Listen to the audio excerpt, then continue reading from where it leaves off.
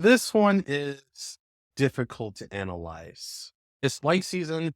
The event itself is catered towards light units, and I don't have the Tears of Goddess to unlock all of Beatification Eclipse's potentials, which is really important because it provides -1 SP. Considering I'm not a whale yet, a lot of this review is done with theory, and the footage shown will have a suboptimal Eclipse. Even for a game as generous as Brown does too, making reviews for every character that is released without busting out my wallet is more challenging than I thought it would be. So I do apologize for that. That said, Beast Vacation Eclipse has been a contentious discussion within the community. The thing everyone can agree on is her damage is great. Not absurd like how Michaela is, but it is what one would consider top tier. Her maximum damage with everything unlocked is around the same range as Shara with her exclusive weapon. This is relevant because Eclipse's exclusive gear is bad. The way how Eclipse is closing that gap is through her potentials, which is basically being used to fix her stats.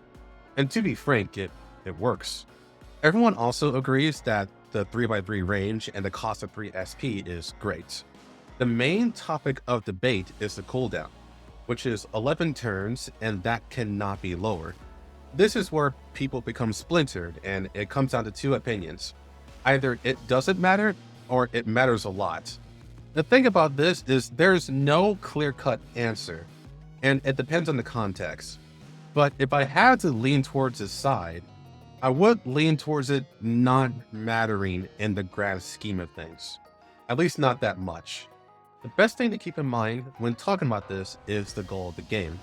Ultimately, we want to sweep the enemy in one turn. And if we can't do that, we want to clean up the next turn.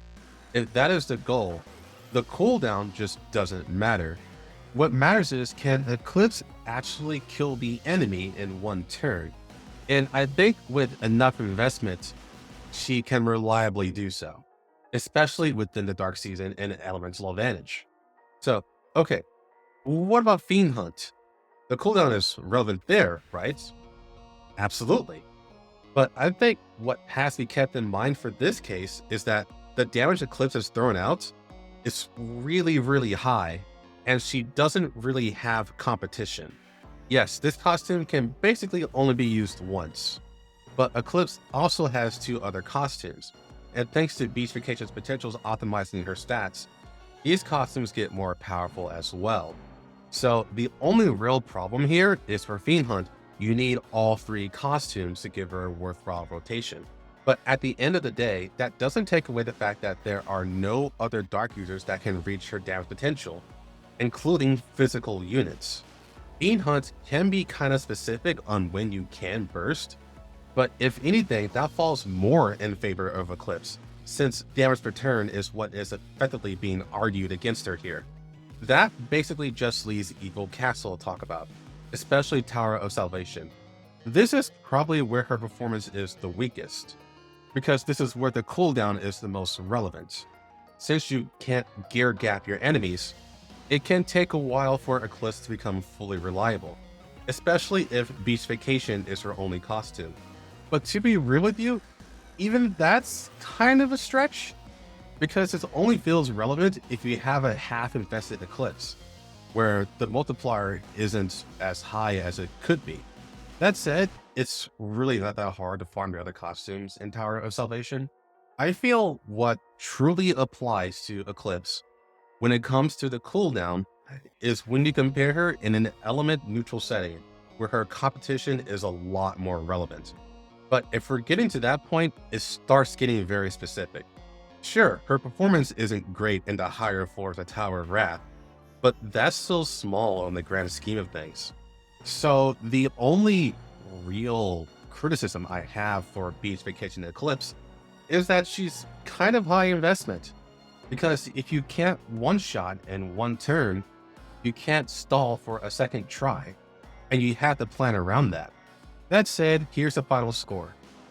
I really think Eclipse deserves this 9 out of 10. Yes, she's high investment. Yes, she's all or nothing. Yes, Eclipse will need both costumes for an optimal rotation and Fiend Hunt, but the reason why I'm not docking you points for investment is because Brown Dust 2 is a very investment heavy game. And these reviews try to gauge what costumes actually are worth that investment. Like I said though, this is a contentious topic. I am very willing to be wrong, but I really don't think I am here. Anyway, I'm gonna go laugh at the Eclipse simps who are screaming that the popularity poll was rigged.